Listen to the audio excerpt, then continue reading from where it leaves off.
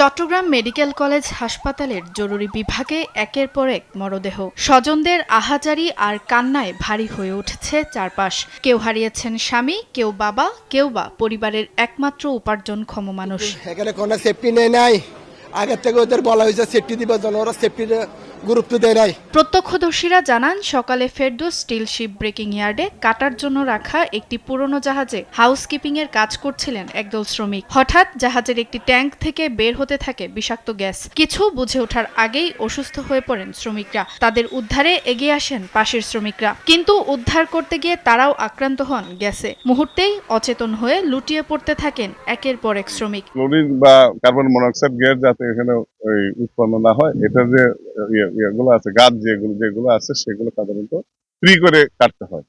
এখানে এটা ফ্রি করে না কাটার কারণে পাইপে যে গ্যাসগুলো জমে আছে, শ্রমিকরা কাজ করার সময় এই গ্যাসে আক্রান্ত হয়ে মারা গেছে। এ ঘটনায় এখন পর্যন্ত 9 জনের মৃত্যু নিশ্চিত করেছে পুলিশ।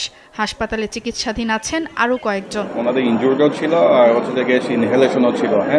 দুটা এই দুই অবস্থায় আসলে আমরা পাইছি। পানি নেমে যাওয়ার পর বুঝতে পারবো যে ভিতরে কয়জন লোক গিয়েছিল, কয়জন শ্রমিক আহত হয়েছে। নিরাপত্তা না দিয়ে থাকে বা কোনো নিরাপত্তার ব্যবস্থা না করে থাকে, আইনগত ব্যবস্থা পরে নেওয়া যাবে। শিপইয়ার্ডগুলোতে নিরাপত্তা সরঞ্জামের অভাব এবং পর্যাপ্ত সুরক্ষা ব্যবস্থা না থাকায় বারবার এমন দুর্ঘটনা ঘটছে বলে অভিযোগ নিহতের স্বজনদের।